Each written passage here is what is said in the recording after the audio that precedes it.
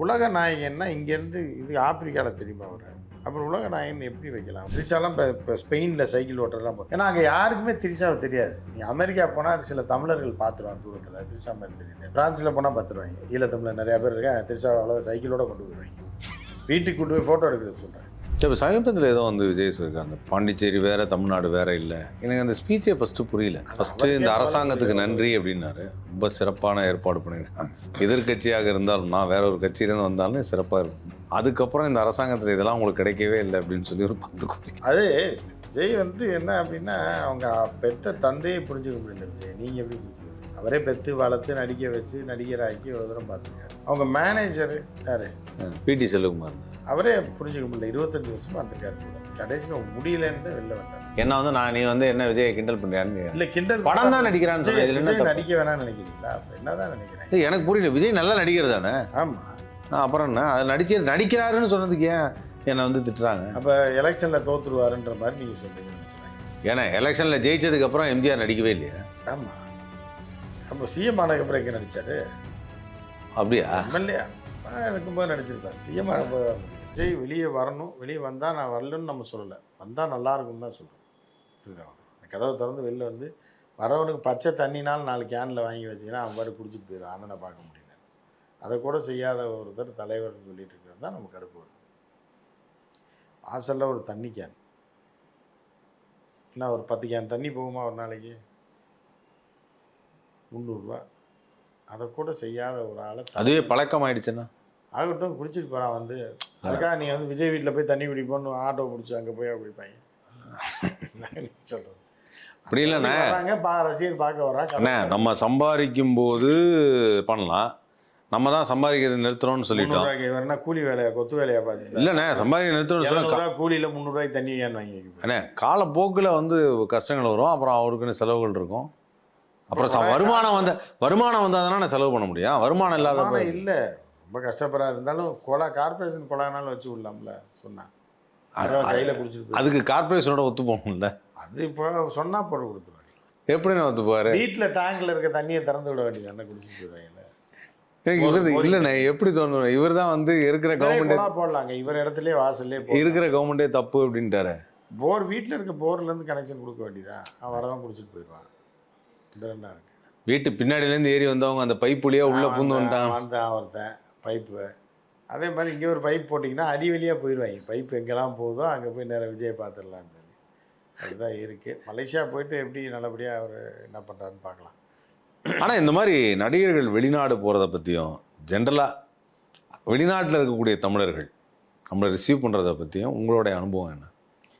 அது உங்களுக்கு தான் என்னைய விட ஜாஸ்தி தெரியும். நீங்கள் தான் பல நாடுகளுக்கு போய் ரசிகர்களை சந்திக்கிறேன். இந்த கேள்வி வந்து சினிமா நடிகர் கிடையாது. நான் வந்து ஒரு பத்திரிக்கையாரன்.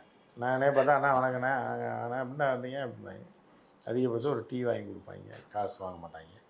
மலேசியாவுக்கு போனால் இங்கே போனால் அவ்வளோதான். இல்லை வற்புறுத்தி கொடுத்தாலும் வாங்க மாட்டாங்க. சில காக்கா கடையில் போனால் இந்த ஒரு மீன் துண்டுனாலும் நான் வைக்கிறேன், மீதி காசு நீங்கள் கொடுங்கண்ணே. இல்லை வேணாம் போது. ஆனால் அந்த அன்பு இருக்கும். அந்த அன்பு வந்து மலேசியாவில் தாண்டி இருக்கும். இல்லைண்ணே, மலேசியாவில் சிங்கப்பூரில் அதை நான் நிறையா பார்த்துருக்கேன். ஒரு ஆர்டிஸ்ட்டாக போகும்போது இந்த மாதிரி சாப்பாடு கடைகளும் போகுது, அவள் போகும்போது பில்லு நான் தான் கட்டுவேன் அப்படின்னு. ஒரு அம்மா வந்து போன தடவை நான் போயிருந்தப்போ ஃபேமிலியோடு உட்காந்துருந்தேன். அப்போ வந்து அவங்க சொன்னாங்க, இஃப் யூ டோன்ட் மைண்ட் உங்களுடைய பில்லை நாங்கள் பே பண்ணலாமான்னு கேட்டேன். ஸோ அந்தளவுக்கு எனக்கு பிடிக்கும் அப்படின்னா.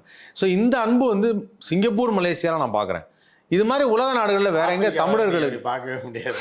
ஏன்னா தமிழனே கிடையாது, நம்மளை எவனுக்குமே தெரியும். அது வினோத பிறவியாக இருக்காங்கன்னு சொல்லி கூட காசு கேட்பான், 200 கேட்பான், 500. அந்த மாதிரி நடக்கும். விஜய் ஆப்பிரிக்கா போகிறான்னு ஒருத்தர் வரமாட்டான். புரியுதா? உகாண்டாவுக்கு போய் ஏர்போர்ட்டில் இறங்குறான்னு விஜய் தனியாக தான் ஒருத்தர் வரமாட்டான். உகாண்டா ஏர்போர்ட்டே ஆக்சுவலாக வந்து சார்ட்டர் ஃப்ளைட் போகிற மாதிரி தான் இருக்கும். அதுதான் இருக்குது. ஒரு பாட்டுக்கு இறங்கி பையை பற்றி தூக்கிட்டு போக வேண்டியதான். அதை தான் அவங்க பார்ப்பேன், யாருன்னா அது நம்மளை மாதிரி இல்லை, வெள்ளைக்கார மாதிரி இல்லை, ஒரு தம்பி போயிட்டுருக்காரு அப்படி தான் இருக்கும். மலேசியா சிங்கப்பூர் தமிழர்கள் இருக்கிற இடத்துல போனால் விஜய்க்கு மதிப்பு. மித்தபடி எங்கே இப்போ நீங்கள் ஆப்பிரிக்காலாம் போனீங்கன்னா, ஏன் இங்கே தென்கிழக்கு ஆசியாக நீங்கள் தாய்லாந்து கம்போடியா போனீங்கனாலே விஜய் தெரியாது. அப்படியா? அப்படியான்றீங்க? அவங்களுக்கு எதுக்கு விஜய் படம் பார்க்குறான்? அவங்க ஏதோ ஒன்று சுற்றிட்டு திருவாங்க. கம்போடியாவில் இதில் கம்போடியாவில் சியாமரிபுரம் நகரத்துக்கு போனீங்கன்னா இவர் யாருன்னே தெரியாது. ஆனால் அதுதான் தலைவர் சொன்ன உலக நாயன்ற பேர் வைக்காதீங்கன்னு தூக்கிட்டார்ல அவர். நம்ம காக்கா உட்கார பணம் விழுந்த மாதிரி கதையா நம்ம சொல்லி ஒரு 10 நாளில் அந்த பேரை தூக்குறாரு அப்படிங்கும்போது நமக்கே சந்தோஷம்தான். அப்படியே. ஆமாம். ஏன்னா உலக நாயகன்னா உலகம் பூரா உங்களுக்கு தெரிஞ்சாதான் நீ உலக நாயகன். தமிழர்களின் நாயகன், இந்தியர்களின் நாயகன் அது கரெக்டு சொல்லலாம். இந்தியாவில் உள்ளவங்க பூரா கமல் தெரியும். ஆமாம். உலக நாயகன்னா இங்கேருந்து இது ஆப்பிரிக்காவில் தெரியுமா அவரை? புரியுதா? அப்புறம் உலக நாயகன் எப்படி வைக்கலாம்? ஒரு கண்டம் விட்டு கண்டம் பாயும்னு ஏதோ ஒன்று ஒரு பாட்டு எழுதுனாங்க, ஏவுகணை மாதிரி கமலஹாசன். ஏன்னா கண்டம் விட்டுன்னா இது கேஎஸ் ரவிக்குமார் தான் பாடுவார். ஏன்னா உலக நாயகன் நீ பெரும் கலைஞன். அதாவது கண்டம் விட்டு கண்டம்லாம் வரும். ஏவுகணையும் இன்னும் கண்டுபிடிக்கல இந்தியாவில், இப்போ தான் கண்டுபிடிச்சாங்க அக்னி. அதுதான் இப்போ கண்டம் விட்டு கண்டம் போகுது. அதுக்கு முன்னாடி இவரை கண்டம் விட்டு கண்டம் பாயிரும் ஏவுகணை மாதிரி சொல்கிறாங்க, பாட்டு எழுதிட்டாங்க. அப்புறம் நம்மலாம் ரிக்வஸ்ட் வச்சோம், நிறைய பேர் வச்சு இப்போ தூக்கிட்டாரு, கூப்பிடாங்க நீ உலக நாயகன். ஏன்னா தெரியணும்லங்க. இப்போ கங்கு கந்தசாமின்றாங்க, கூட்டு போய் இதில் வச்சு தேய்ப்பாங்க பாரு வைக்கப்புல்ல, எங்கே கங்கே வரலன்னு. புரியுதா அவங்களுக்கு? அந்த மாதிரி பேத்தை நம்ம இருக்கிற பேரை கெடுத்துக்க கூடாது. நம்மளே தீவிர கமல் சார் ரசிகன் தான். 4 பேர் தப்பாக பேசும்போது நம்ம மனசு வலிக்குது. உலக நாயகன் எங்கே ஊருக்கு, எந்த ஊருக்கு நாயகன்றாங்க. சரி இருங்கயா நாங்கள் வீடியோ போடுறோம் நான் போட்டோம். அந்த மாதிரி தான் இது. இப்போ விஜய் வந்து அந்த மலேசியா வரைக்கும் போகலாம். கெடா தெரியுங்களா? கெடா மாகாணம் இருக்குது. பெரா இருக்குது, அடுத்து கெடா இருக்குது. கெடா தாண்டி கொஞ்சம் தூரம் போனார்னா தாய்லாந்தில் ஹாத்தி ஆகி வந்துடும் பார்டரு. அங்கே போனார்னா அவர் எவனுக்குமே தெரியாது. புரியுதா? இப்போ அங்கெல்லாம் அவருடைய ப்ரைவேட் லைஃப் வாழலாம்ல, சந்தோஷமாக போகலாம். இருக்கார், வாழ்ந்துட்டு தான் இருக்காரு. ஏன்னா அவர் நினைக்கிறது ஒன்று இருக்குல்ல, தனியாக போகணும் அப்படி சுற்றணும், அந்த மாதிரி ஒரு விஷயம் இருக்கு. அவர் அங்கேனா போவார். அந்த ஹாத்தி ஆகி போயிருக்காரான்னு தெரில. ஆள் இல்லாத ஒரு கிளப் திருச்சாலாம் போய் இதில் போய் சைக்கிள் ஓட்டுவாப்புல ஸ்பெயினில். சில நடிகர்லாம் ஸ்பெயினுக்கு போயிடும். ஏன்னா இங்கே கூட அமெரிக்காவில் கூட 4 பேர் கண்டுபிடிச்சிப்பாங்க. கெடா தாண்டி இப்போ அந்த புயல் வெள்ளம் வந்து அடிச்சிச்சு, ஹாத்தி ஆயின்னு ஒரு ஊர். ட்ரெயின் ஏறினீங்கன்னா போய் இறக்கி விட்ருவான், இல்லை காரில் போனீங்கன்னா பார்டரில் இறக்கி விட்ருவான். அப்படி அங்கெல்லாம் போனால் உங்களுக்கு எவனுமே தெரியாது. மோடிஜியே போனாலும் தெரியாது அவங்களுக்கு. அந்த மாதிரி ஊர் அது. Thailand south. ஒன்றும் எவனும் கண்டுக்க மாட்டாங்கள.